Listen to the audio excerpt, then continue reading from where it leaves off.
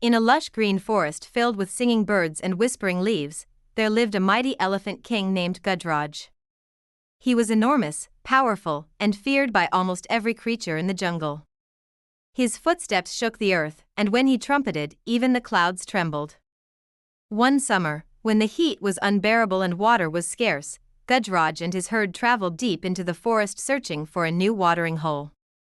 On their way, they trampled through bushes, vines, and small nests, paying little attention to the tiny lives that lived below.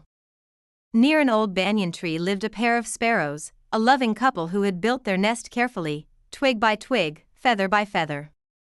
In that nest lay 3 tiny blue eggs, almost ready to hatch. The sparrows guarded them day and night. But when the elephant herd came marching through, the ground thundered beneath their feet. The sparrows screeched in fear and flew up into the air. Before they could stop it, Gudroj stepped forward and crushed their nest under his massive foot, shattering the eggs. The sparrows cried. Their whole world had ended in a second. The elephant king didn't even notice. To him, it was just one more tree on his path. The mother sparrow wept endlessly. Our babies are gone. The father sparrow tried to console her, but his own heart was broken. Soon, a wise and gentle woodpecker flew down from a nearby branch. What happened? He asked softly. The sparrows told him everything: the destruction, the carelessness, the sorrow. The woodpecker's eyes hardened. This cannot go unanswered. The elephant may be mighty, but even the smallest creature has friends. He called upon the forest council, a crow, a frog, and a mosquito, tiny beings often ignored by the powerful. The sparrows expected pity. But they received a plan.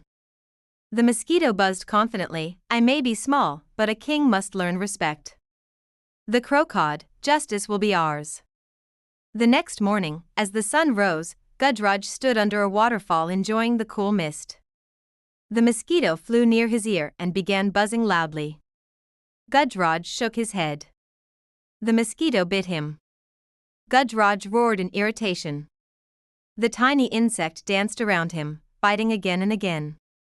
Unable to bear the annoyance, Gudroj closed his eyes, flapping his ears wildly. That's when the woodpecker swooped down. With a sharp peck of his beak, he struck Gudroj's eyelids, making him snap his eyes fully shut. Blinded and confused, Gudroj panicked. He stumbled back, trumpeting madly, unable to see. The frog croaked loudly from the edge of a deep ravine, Come this way, mighty king. Water is here.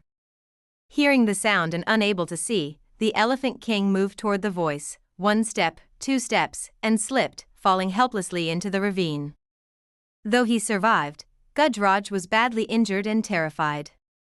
For the first time in his life, he understood how tiny creatures had defeated him without any strength at all, only teamwork and intelligence. From that day, the elephant king changed completely. He apologized to the sparrows, bowing his great head in shame. I have learned, he said softly, that even a king must respect the smallest life in the forest.